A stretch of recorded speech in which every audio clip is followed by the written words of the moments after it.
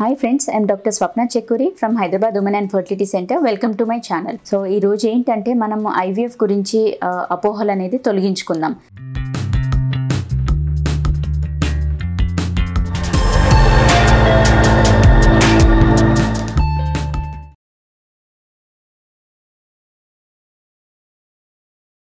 So మనకి ఏంటంటే first and foremost ఏంటంటే కాస్ట్ వైజ్ ఐవీఎఫ్ అంటే చాలా కాస్ట్లీ ప్రొసీజర్ కదా అని చాలా మంది ఆలోచిస్తూ ఉంటారు. కాకపోతే మీరు అర్థం చేసుకోవాల్సింది ఏంటంటే కాస్ట్ దేని వల్ల ఎక్కువ అవుతుంది.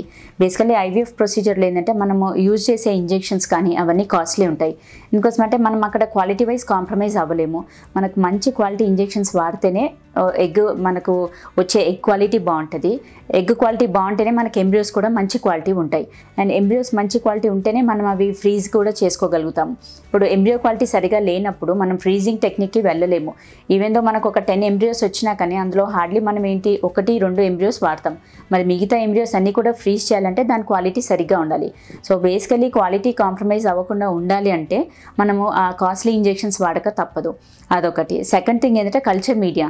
అంటే మనము ఇప్పుడు ఎగ్స్ ప్రిపేర్ చేస్తాం, ఎంబ్రియోస్ ప్రిపేర్ చేయడానికి దానికి వాడే కల్చర్ మీడియా ఇవన్నీ కూడా కొంచెం ఎక్స్పెన్సివ్ ఉంటాయి.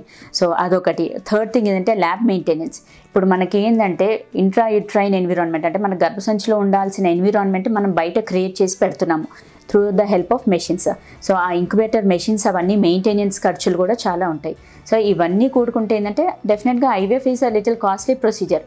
కాకపోతే ఇప్పుడున్న ప్రజెంట్ సిచ్యుయేషన్లో ఏంటంటే మనకి ఇప్పుడు వేరే surgeries like major bypass surgeries వాటన్నిటికీ కూడా ఎక్కువగానే అవుతుంది ఖర్చు. సో దాంతో కంపేర్ చేస్తే ఐవీఎఫ్ ఖర్చు అనేది almost equal or even less than that, అంటే దానికంటే తక్కువ అవుతుందనే చెప్పగలుగుతాం. So basically quality wise compromise అవ్వకుండా మనకు మంచి క్వాలిటీ ఆఫ్ ఎగ్స్, మంచి క్వాలిటీ ఎంబ్రియోస్ రావాలి అంటే మనకు మంచి ఇంజెక్షన్స్ వాడక తప్పదు.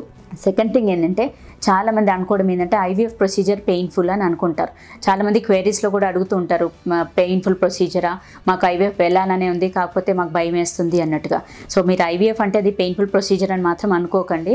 ఎందుకోసం అంటే అందులో డైలీ ఇంజెక్షన్స్ ఇస్తాం. ఇంజెక్షన్స్ అనేది కూడా ఇప్పుడు మనము బెస్ట్ ఆఫ్ ద బెస్ట్ మంచి క్వాలిటీ వాడతాం కాబట్టి ఆ ఇంజెక్షన్స్తో పెయిన్ అంటూ ఏముండదు. అండ్ ఈవెన్ ఎగ్ రిట్రీవల్ అంటే మనకు ఎగ్స్ పెరిగాక ఎగ్స్ బయటికి తీసే పద్ధతి కూడా అండర్ అనెస్థీషియాలోనే చేస్తాం. సో అది కూడా పెయిన్ఫుల్ ప్రొసీజర్ ఏం కాదు. అండ్ థర్డ్ థింగ్ ఏంటంటే ఎంబ్రియో ట్రాన్స్ఫర్. మనకి ఎంబ్రియోస్ ఫామ్ అయ్యాక గర్భసంచి లోపలికి డ్రాప్ వేసేటప్పుడు కూడా మీకు అంటే అది పెయిన్ఫుల్ ప్రొసీజర్ ఏం కాదు కాబట్టి అసలు అనెస్థీషియా ఇవ్వాల్సిన అవసరం కూడా లేదు. So IVF is not at all a painful procedure. Third అపోహ ఏంటంటే మూడోది మనకు చాలామంది అనుకోవడం ఏంటంటే ఇప్పుడు ఐవీఎఫ్కి వెళ్తే ఖచ్చితంగా కవలలు లేకపోతే ట్రిప్లెట్స్ 3-4 వస్తారు అనే అపోహలో ఉంటారు. అలాంటిదంటూ ఏమీ లేదండి. సో ఐవీఎఫ్లో కూడా మనకి ఏంటంటే మంచిగా బ్లాస్ట్ వరకు పెంచితే మనం యూజువల్గా సింగిల్ బ్లాస్ట్ లేదంటే టూ బ్లాస్ట్ ట్రాన్స్ఫర్ చేస్తాం. సో సింగిల్ బ్లాస్ట్ చేసినప్పుడు యూజువల్గా సింగిల్ ప్రెగ్నెన్సీ వస్తుంది. డబుల్ బ్లాస్ట్ అంటే 2 బ్లాస్ట్ ఎవరికి వేస్తామంటే యూజువల్గా ఎల్డర్లీ లేడీస్ లేదు వాళ్ళ క్వాలిటీ సరిగా లేదు అన్నప్పుడు 2 ట్రాన్స్ఫర్ చేస్తాం. సో 2 ట్రాన్స్ఫర్ చేస్తుందంటే అట్లీస్ట్ ఒకటి కాకపోతే ఒకటైనా ఇంప్లాంట్ అవుతుంది అనేది. అండ్ ట్విన్స్ ఖచ్చితంగా పుడతారు అనేది ఏమీ లేదు. అండ్ ఒకవేళ నిజంగానే ట్రిప్లెట్సే వచ్చారే అనుకోండి అప్పుడు మనకు ఆల్వేస్ ప్రొసీజర్స్ కూడా ఉంటాయి. అంటే ఫీటల్ రిడక్షన్కి కూడా వెళ్ళొచ్చు. సో మళ్ళీ ఫీటల్ రిడక్షన్ అంటే మళ్ళీ వేరే బేబీస్ ఎట్లా ఉంటారనే అపోహ కూడా అవసరం లేదు. ఏదైతే బేబీని రెడ్యూస్ చేయాల్సిందో అది వాళ్ళు ఫీటల్ మెడిసిన్ స్పెషలిస్ట్ చూసుకొని వాళ్ళు ఆ బేబీని రెడ్యూస్ చేస్తారు. బట్ ఖచ్చితంగా ఐవీఎఫ్ ద్వారా కవలలు వస్తారనేది అయితే ఏమీ లేదండి. సో మీరు అట్లా భయపడాల్సిన అవసరం లేదు. అండ్ ఫోర్మోస్ట్ ఇంపార్టెంట్ ఏంటంటే కంజెనిటల్ అనామలీస్.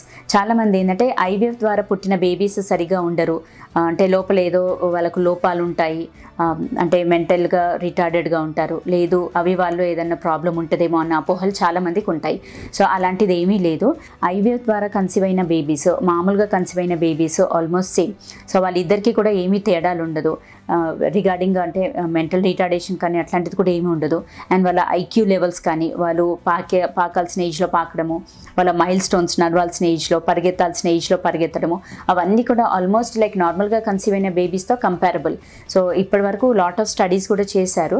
సో ఐవీఎఫ్ ద్వారా కన్సీవ్ అయిన బేబీస్కి ఎక్కువగా కంజెనిటల్ మాల్ఫార్మేషన్స్ అంటే పుట్టుకతో అవయవాల లోపాల్లో ఉంటాయి అనేది కూడా అట్లాంటిది ఏమీ లేదు. సో మనకు అది సైంటిఫికలీ ప్రూవన్. సో మీరు ఈ అపోహలు అనేది తొలగించుకోవడం బెటర్. సో మనం ఈ వీడియో ద్వారా ఐవీఎఫ్ పైన ఉన్న అపోహలన్నీ కూడా తెలుసుకున్నాం. సో ఈ వీడియో పైన మీకు ఏమైనా క్వైరీస్ కానీ ఏమైనా క్లారిఫికేషన్స్ కావాలనుకుంటే మీరు కమెంట్ బాక్స్లో పెట్టవచ్చు. షూర్గా మేము యాజ్ ఎర్లీ యాజ్ పాసిబుల్ వాటిని ఆన్సర్ చేయడానికి ప్రయత్నం చేస్తాం. Thank you.